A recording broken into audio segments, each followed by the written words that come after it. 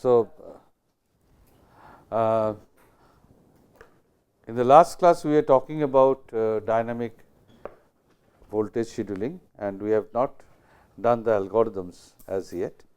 But even before doing the algorithms, let us once again look at some examples which really makes this power management and power reduction issue very important. Here is an example that we all of us use day to day. That is a mobile phones, and now with Jio and others coming in, everything is changing. So, you can see that the workload as we go from 2G to 3G, 4G, etc., the workload is increasing at this rate. Okay? Workload in terms of MOPS or million operations per second.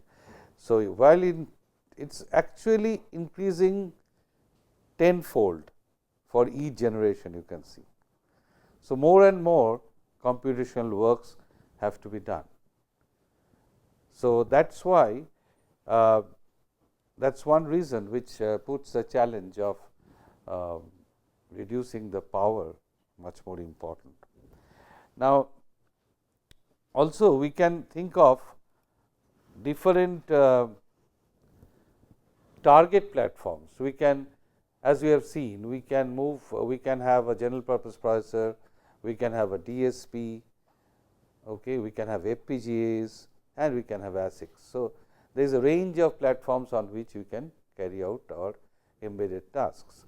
Now, as you can see here, as this diagram, this is a study by IMEC of Belgium, that depending on the different platforms, we have got the different GOP per joule. That means, the number of operations that we can carry out per joule.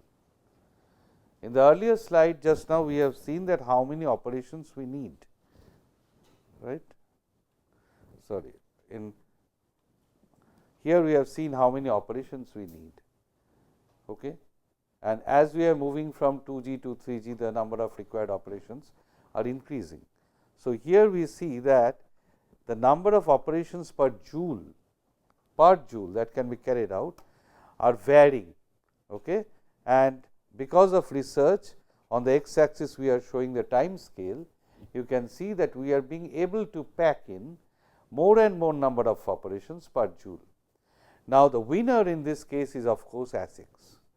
You can see in ASICs we could pack in more number of operations per joule, whereas the RISC architectures or the DSP architectures shown by these red triangles, they are all lagging behind. FPGAs shown by this green squares are also lagging behind. Okay. So, the pursuit is therefore to proceed to try to reach, do something on the DSP processors or do something on the microprocessors or FPGAs, so that we can reach somewhere here. That is the happy island for us. Okay. We want to go to that level. So, that is the pursuit. So, this is will give you some idea of, you see this curve is showing the inherent power efficiency of silicon. I can actually try to follow this path as is being shown by this arrow. Okay. So, our pursuit will be by in 2010 is already crossed. So, we should try to be somewhere here. Okay.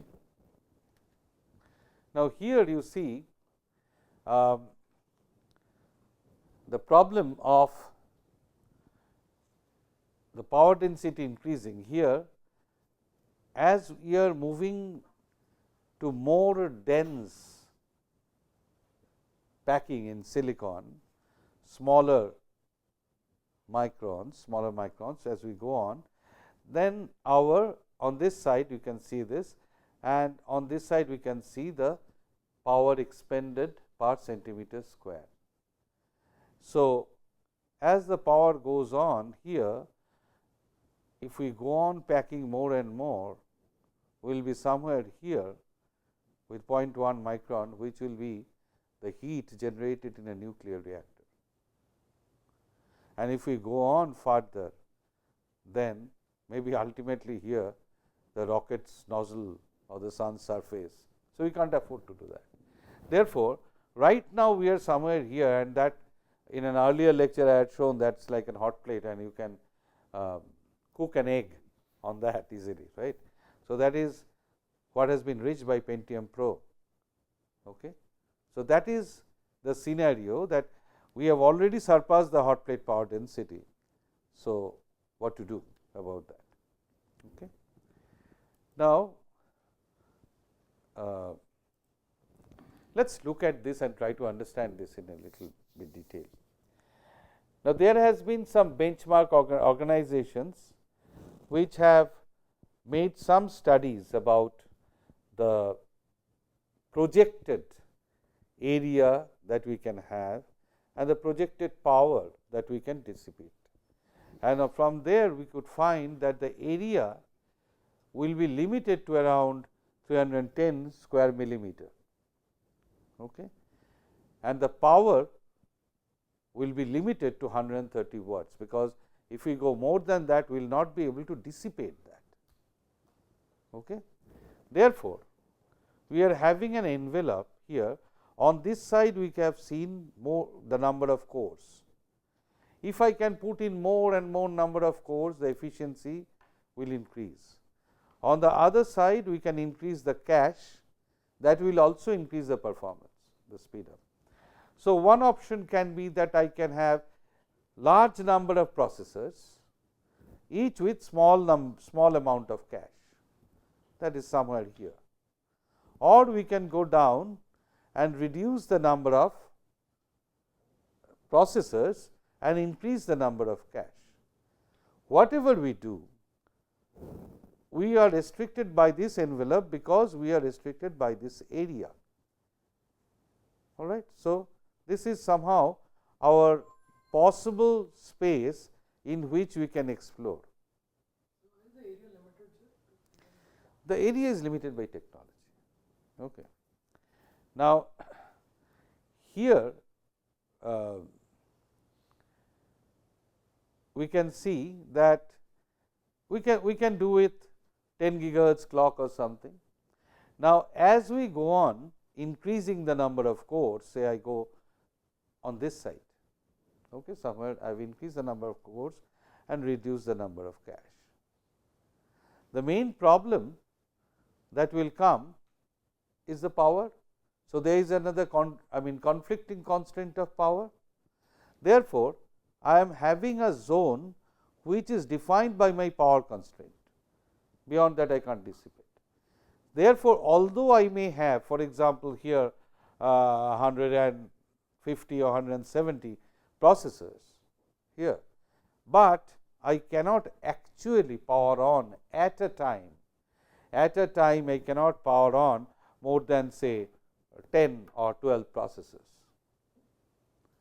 Therefore, you have got a huge amount of silicon, but you are not being able to power on all segments of that. You are not being able to utilize that all the time, right. So, this area also you are not using. That is known nowadays by the term dark silicon, some part of the silicon that is never lighted. Okay. That means, we are not putting power into that. Therefore, there will be some segment of dark silicon.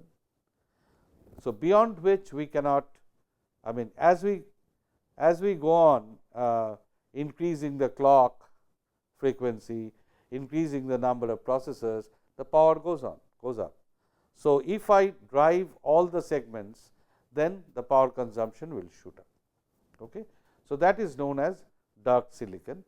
Now, obviously, you can see that although this was the dark silicon part, because I am constrained by this black curve, I can say compared to this scenario, I can be anywhere in this zone, by changing the supply voltage, right. we have seen that by voltage scaling. So, that is I am once again establishing the necessity of voltage scaling. So, by doing that, depending on different, say I can, as I go on with different volts, I can get different frequencies. As you can see, with 0.63 volt I go to 9 gigahertz and get this curve. With 0.21 volt and I go for 1 gigahertz. So, I get the blue curve, something like this. All right. So, I can explore all these. So, this is the zone which I can explore. I can utilize the dark, try to utilize the dark silicon. This is the dark silicon part, because I was not being able to explore entire thing because it was restricted by power. But now I can change the voltage and go on expanding my zone where I can power on. Okay. However, in this study we are ignoring one thing, that is a bandwidth. Bandwidth means as I multiply the number of processors, the communication overhead will also increase, and that will tell on the speed and performance.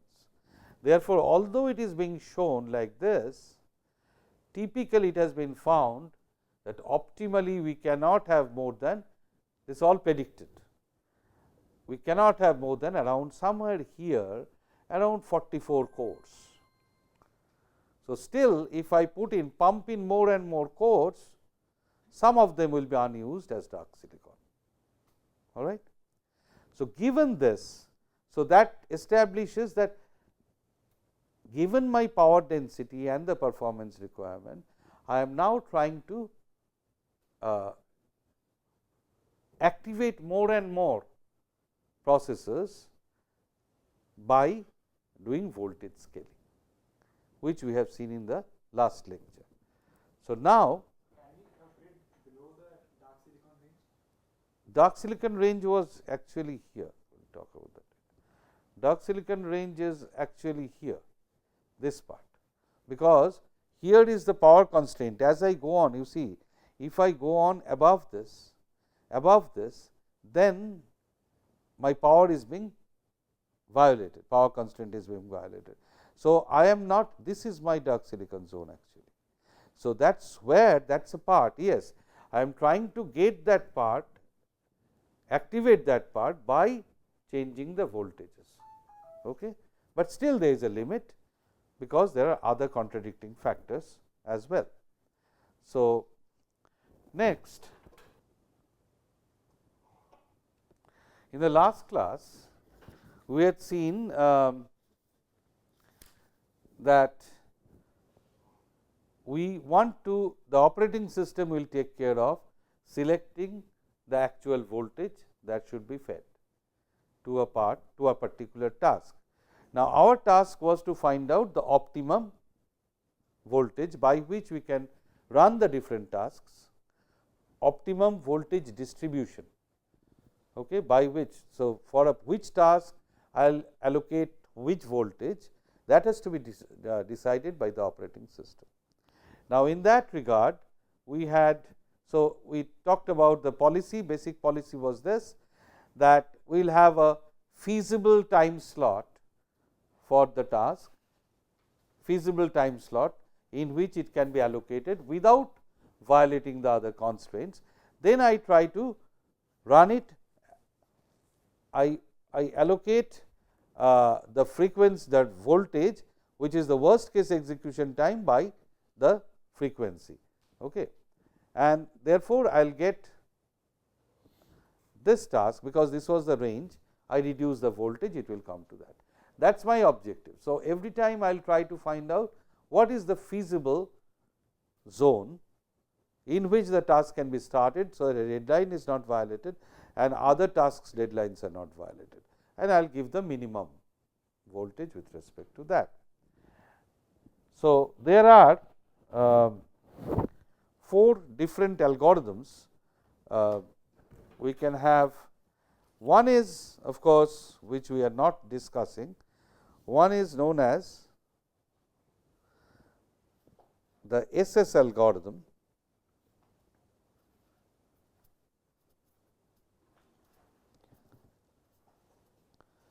which is the static scheduling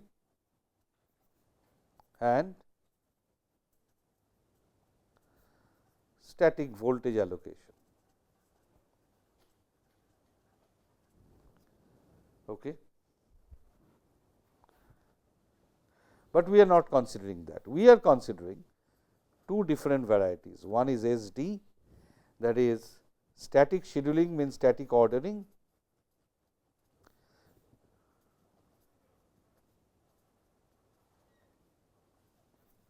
and dynamic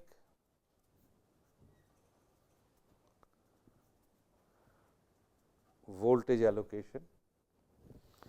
Another, that means here when I say static scheduling, the arrival times of the tasks are known.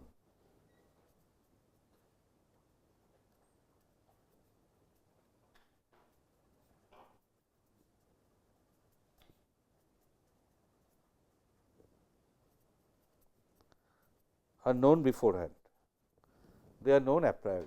Okay.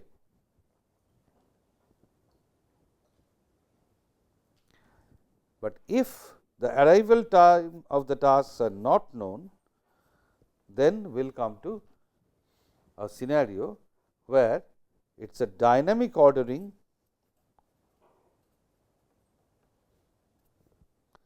or dynamic scheduling and dynamic voltage allocation. So, if I draw this, I am looking at three parameters. One is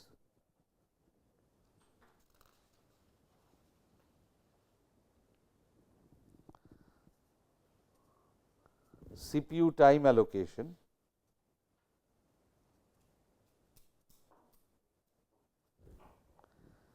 start time assignment, that means when will the task start,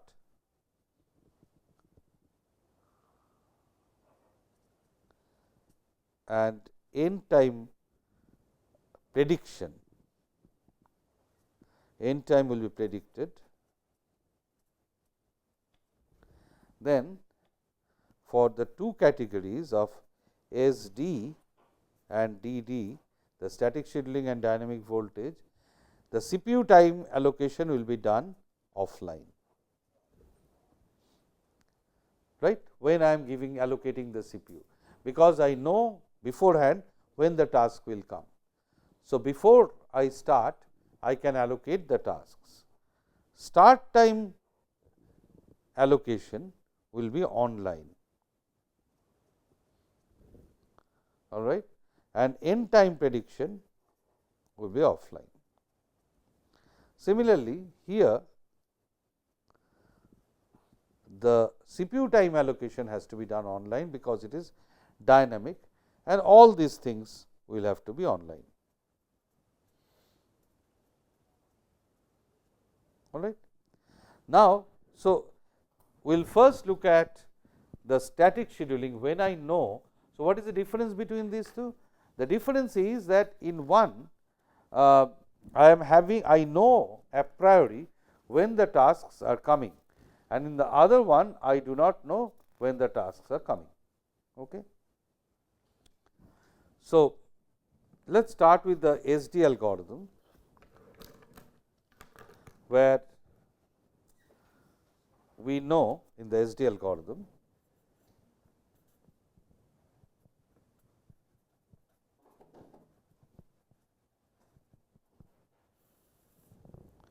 we know the arrival tasks of all the arrival time of all tasks are known.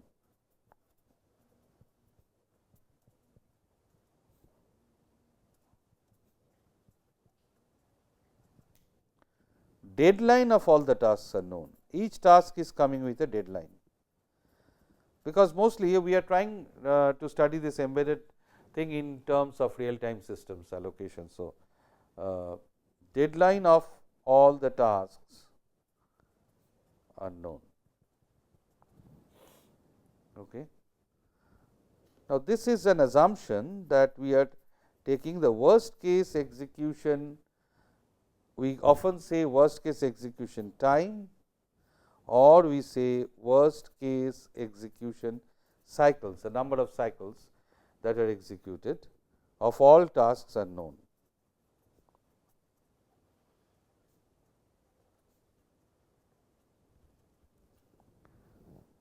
So, this means that the CPU time can be allocated statically,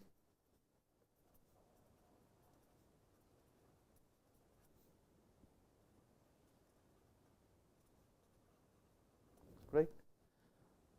Since all these things are known, I can allocate the CPU time to be allocated statically. For example, let us draw something here. Here is my timeline, and say a task has been generated here.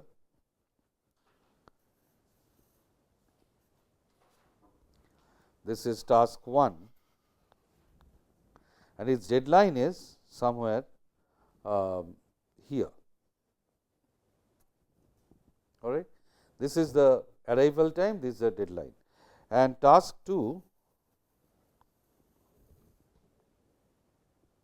has arrived somewhere here, but I cannot schedule it here because I am assuming an uniprocessor scenario, and its deadline is somewhere here, and I can allocate the task immediately after task 1 ends, and suppose this one is over. So, this is a scenario of static scheduling. All right. I have not talked about the voltage. Okay. I can do that. Now, suppose this task is run at a higher voltage, then this will shrink, this will come down, and then I can allocate this earlier. All right. So, what is happening is CPU here, it is a typical case where I am being able to allocate the CPU time. I know that since I know the worst case execution time, I know when the CPU will be free. Therefore, I can allocate, although it have come here, I can allocate it to you here. And why is it online? Because the arrival, the task has arrived, and I know the worst case execution time of that. Okay. So, that is the basic assumption, but we have not. So, we can find a schedule, but we have not found out as yet what would be the minimum energy scenario. Okay. So, now let us look at this SD algorithm. So, task 1 is here, the diagram that I had drawn just now. Task 1 is here, task 2 is here. Now, I can allocate this. I know the worst case execution time, and if I run it at V max, there is a max voltage, then this task 1 has been finished earlier. Okay. So, consequently, what happens?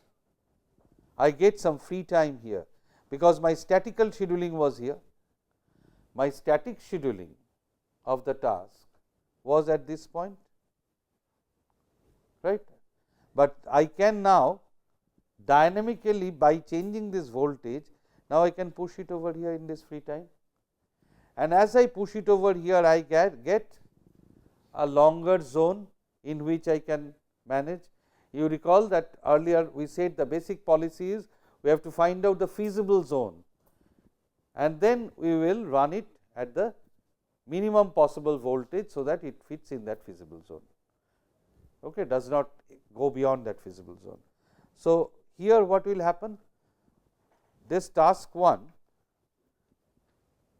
has been run at a voltage, and therefore, it has finished earlier. So, I can assign lower supply voltage to task 2, which I could not do in SS if it was statically scheduled and static voltage assignment. So, in this case, I can certainly do that. So, that is the scenario of SD algorithm. static ordering, but dynamic allocation. Next we come to the dynamic allocation and dynamic ordering, both are dynamic, that scenario. In this case, as I said, the task's arrival time is not known, okay, and also its end time cannot be predicted statically, right. So, therefore, I cannot apply the SD algorithm. I do not have any predetermined CPU time, start or end time, it can come any point of time.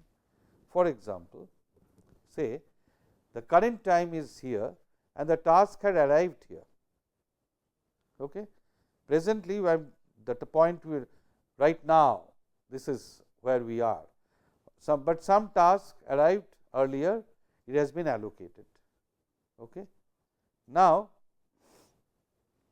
new task arrives. Now, if at this point a new task arrives, what can happen?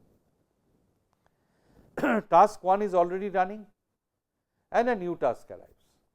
The options are, it can preempt the currently executing task, it can push it to the wait state and take control of the CPU, right, that is a preemption, or it can wait if right after the currently executing task ends, it can be allocated. So, there will be some waiting time for this.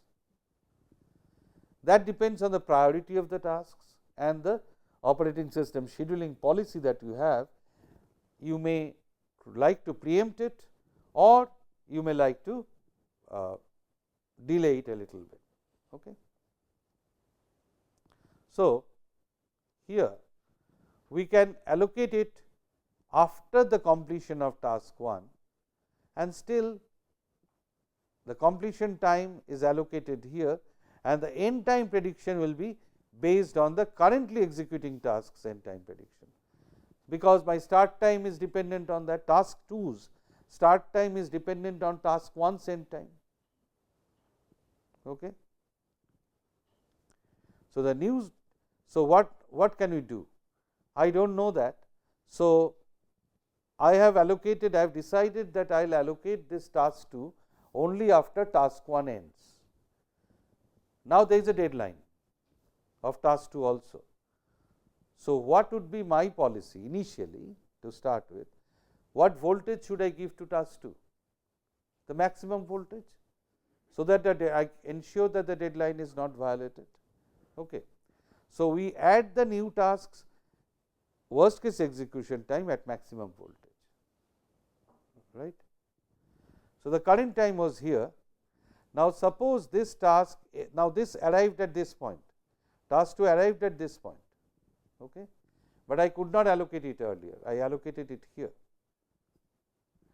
Now, if the currently executing task finishes earlier, then I can run the task 2 earlier and reduce the voltage. Okay. So, if task 1 ends earlier and this has arrived a little early, so then I can spread it out over here, no issue. Okay. As soon as it finishes, task 2 starts, and thereby I could reduce the voltage to a large extent.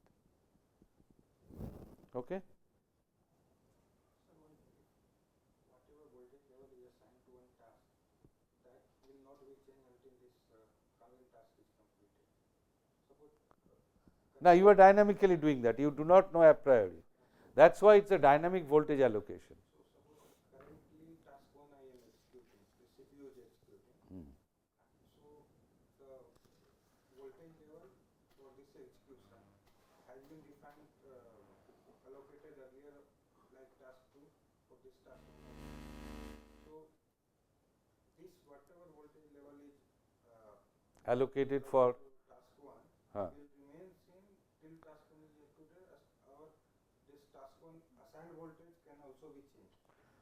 Task 1's assigned voltage can also be changed. Suppose you see right now I am running at some voltage. Now, if I find an arrival which has given me enough scope then I can reduce task 1. Say when a task has arrived, I find out, let me go up here, as the task has arrived, I find its deadline that it is being met. So, I could very well reduce the task 1's voltage, because here I can find that I can meet the task 2's deadline even if I extend my time up to this. All right. So, ultimately by this, but statically you cannot find a global optimum. That is being a problem, because you do not know when the tasks are arriving. So, you start with a rate, and depending on that you will change your voltage allocation depending on the distribution of the task that has arrived. Okay. How we arrived at that red line? Because that time was based upon the deadline. This is coming from here. This is coming from here. The task 1 is right now running at this point. All right. At a particular voltage, it is running here. So, this point is, that is where I can run the task 2 at the highest possible voltage, and with this highest possible voltage I can get the worst case execution time, and this task will be finished by this. That is where we are getting this deadline. But we don't need to finish it by this time. No, we did not. If I run it at a lower voltage, so I could have, suppose task 1 all of a sudden decides, suppose task 1 decides that I will be running at a lower voltage and is pushed up beyond, right. Then task 2 will also be pushed beyond. Right now you can see only task 1 and task 2, but there will be task 3, task 4 also. So much opportunity may not be there, but in this case obviously there will be opportunity that task 2 can be pushed up to this, because that is the deadline. Okay. So, this is just an example case showing how the algorithm works. Okay. So, here what is being shown, instead of bringing in too much complicacy, what is being shown, that task 1 is finished earlier. It is finished earlier. Therefore, I can reduce the voltage of the task. It was arriving here. It has already arrived. It is in my queue. So, I can give it that part. So, the comparison is here. The SD algorithm, I can minimize. I start with this zone where I know this zone, but in the dynamic allocation, I actually look at the end time, because at best I will be pushed up to this. My worst case end time can be this one, all right, the deadline. So, typically some experiments were carried out, and the experimental results are interesting. You can see for a task, normal means the processor is running at the maximum voltage 5 volts all the time. Static scheduling we have done statically, somehow looking at the deadlines, and everything was known, say 702 joules are consumed. If I do that by, here I did not play with the voltage, here I did not play with the voltage, but if I play with the voltage for the same set of tasks, we could reduce the voltage up to 685 joules here. But what we did is, here only I played some tweak in the particular example that we are showing, all right. Whereas, you can see the dynamic one is more than this, but is it fair to compare between these two? No, because we have got complete information here, we do not have complete information here, but still by dynamic we can reduce the voltage, as you can see, compared to this, right. So, that is the main advantage of the static and dynamic voltage. Next, I will discuss about the dynamic power management scheme, that we will do in the next lecture.